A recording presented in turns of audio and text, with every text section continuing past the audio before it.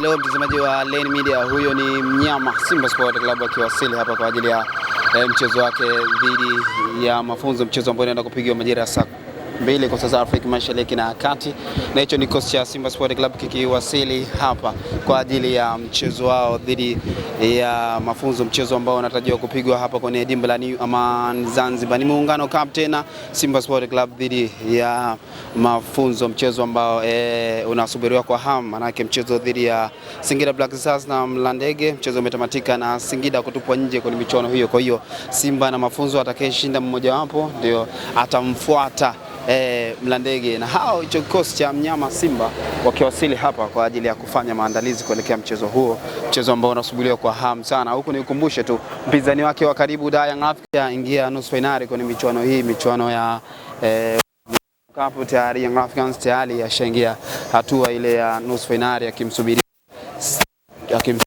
mmoja wapo kati ya hao. Wao ni mnyama Simba kwa ajili ya yao kuelekea michuano hii ya Muungano Cup. Simba mnyama huyo akizidi kuwasili hapa kikosi cha Simba chote kwa ujumla. Kama unavyowaona hao ni wachezaji wa Simba, Innocent Loemba huyo unamuona hapo, Morris Abraham nyota wa Simba Sport Club, Ladak Chasambi unamuona akishuka kikosi cha mnyama, wachezaji hao wakishuka kwa ajili ya mchezo wao dhidi ya Mafunzo, mchezo ambao unasubiriwa kwa hamu na wapenda kandanda wote Afrika Mashariki na Kati, huko Simba akiwa na kiu ya kunyanyua kombe hili la Muungano Cup. Nyota wa Simba wote wako full mkoko, na baadhi ya nyota kutoka under 20 mwalimu amewapa nafasi: Clotas Chota Chama, Elimpanzo Kibisa wala nyuma akiwa na Traore, huku akiwa na goalkeeper wa Simba Sport Club Duchu.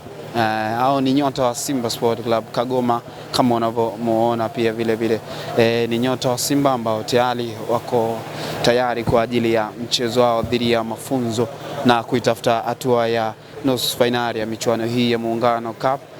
Nani wakwenda kujiunga na Mlandege Cup, Mlandege ambaye anamsubiria kati ya Simba Sport Club na Mafunzo Cup. Hao ni nyota wa Simba Sport Club tayari wamewasili, na wa mwisho ni captain wa Simba Sport Club.